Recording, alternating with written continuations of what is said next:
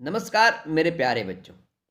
तो आज हम हमारी हिंदी पाठ्य पुस्तक से कविता मैं सबसे छोटी हूँ कविता जो है वो कवि सुमित्रा नंदन पंत के द्वारा रचित है। सुमित्रा नंदन पंत जी एक छोटी सी बच्ची के माध्यम से अपनी माँ से क्या कहना चाहते हैं। वो अपनी माँ से कहना चाहते हैं कि हे माँ, मैं सबसे सबसे छोटी होकर के आपका प्यार पाना चाहती हूँ। मैं कभी भी बड़ी नहीं होना चाहती और मैं सबसे छोटी संतान बन करके लंबे समय तक आपका प्यार पाना चाहती हूँ। तो आइए अब हम चलते हैं हमारे पद्य की ओर और जानते हैं हमारे पद्यों में क्या बताते हैं कवि जी। तो देखिए, मैं सबसे छोटी हूँ मैं पहले क्या कहा, मैं सबसे छोटी हूँ तेरी गोदी में सोऊं, तेरा अंचल पकड़ पकड़ कर फिरूं सदा माँ, तेरे साथ कभी न छोड़ूं तेरा हाथ। तो इन पंक्तियों के द्वारा कवि हमें क्या समझाना चाहते हैं। इन पंक्तियों के द्वारा कवि हमें समझाना चाहते हैं कि हे माँ, मैं कभी भी बड़ी नहीं होना चाहती, मैं छोटी ही बनना चाहती हूँ। तो देखिए क्या कहते हैं, मैं सबसे छोटी हूँ तेरी गोदी में सोऊं, तेरा अंचल पकड़ पकड़ कर फिरूं सदा माँ, तेरे साथ कभी न छोड़ूं तेरा हाथ। एक छोटी सी बच्ची अपनी माँ से कहती है, हे माँ, मैं कभी बड़ी न हूं, मैं कभी बड़ी न हूं, मैं सबसे छोटी रहूं, जिससे मैं तुम्हारी गोद में सोया करूं। हे माँ, मैं तेरा आंचल पकड़ करके हमेशा तुम्हारे साथ घूमती रहूं और तेरा हाथ कभी न छोड़ूं। तो कवि ने क्या कहा कि हे माँ, मैं क्या करूं, सबसे छोटी रहूं और तेरी गोदी में ही सोऊं, तेरा आंचल पकड़ पकड़ कर सदा तेरे साथ घूमती रहूं और कभी भी तेरा हाथ नहीं छोड़ूं। तो आइए मेरे प्यारे बच्चों, शब्दार्थ देखते हैं इसके। अंचल क्या होता है, अंचल होता है आंचल साड़ी का एक छोर भाग जिसको बोलते हैं हम।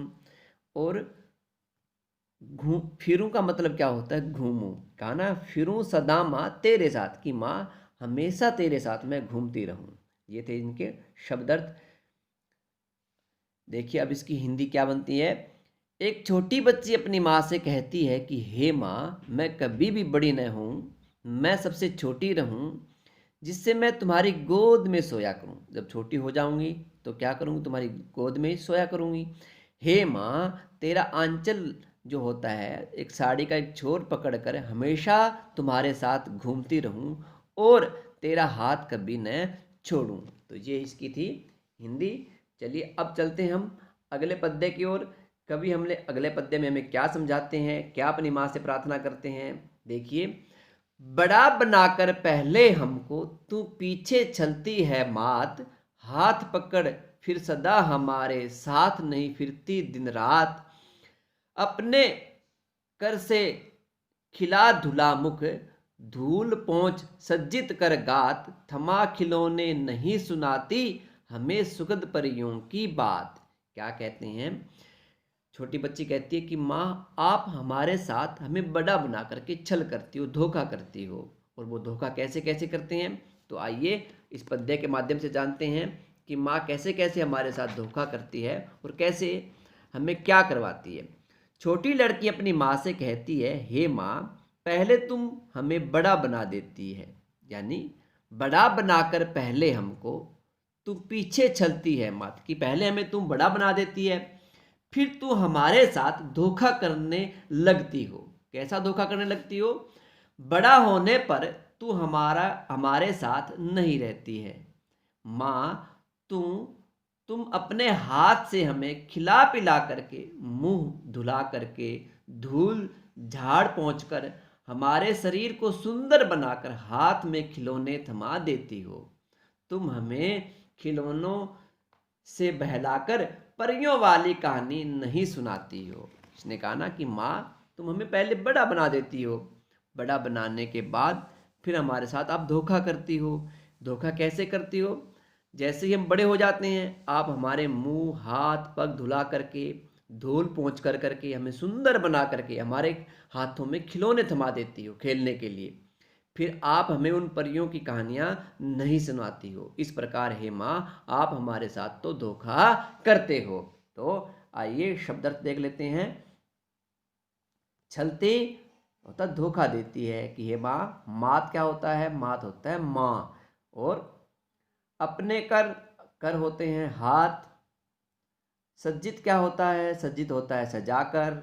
और गात क्या होता है? शरीर। शरीर क्या होता है? गात होता है। और गात ही क्या होता है? शरीर होता है। सुखद क्या होता है? सुख देने वाली। सुखद होता है सुख देने वाली। छोटी लड़की अपनी माँ से कहती है कि हे माँ, आप हमें पहले बड़ा बना देती हो, फिर हमारे साथ धोखा करने लगती हो। बड़ा होने पर आप हमारे साथ नहीं रहती हो, फिर हमें क्या करती हो आप? माँ, तुम अपने हाथों से हमें खिला पिलाकर, मुंह धुलाकर, धूल झाड़ पहुँचकर, हमारे शरीर को सुंदर बनाकर हाथ में खिलौना थमा देती हो। तुम हमें खिलौनों से बहलाकर परियों वाली कहानी नहीं सुनाती हो, फिर हमारे हाथों में आप खिलौना दे देते हो, जैसे हम बड़े हो जाते हैं, फिर आप हमें कहानी नहीं सुनाते हो। इसलिए मैं सबसे छोटी बनना चाहती हूँ, ताकि आप हमारे साथ धोखा भी ना करो। चलिए अगले पद्य की ओर चलते हैं, और कविवर अगले पद्य में क्या बताते हैं हमें? ऐसी बड़ी न होऊं मैं, तेरा स्नेह न खोऊं मैं, तेरे अंचल की छाया में छिपी रहूं निष्प्रिय निर्भय, कहूं दिखा दे चंद्र उदय। छोटी बच्ची क्या कहती है अपनी माँ से कि ऐसी बड़ी न हूं मैं, कि ऐसी बड़ी नहीं होना चाहती मैं। तेरा स्नेह यानी कि आपका प्यार जो है वो नहीं खोना चाहती मैं। तेरे आंचल की छाया में मैं हमेशा क्या करना रहती हूँ? छिपी रहना चाहती हूँ। और बिना डर के आपसे कहना चाहती हूँ कि हे माँ, मुझे निकलता हुआ चांद दिखा दो। छोटी बच्ची अपनी माँ से कहती है कि मैं ऐसी बड़ी नहीं होना चाहती जिस जिससे मैं तुम्हारे प्यार से वंचित रह जाऊं। मुझे तो तुम्हारा प्यार हमेशा ही चाहिए।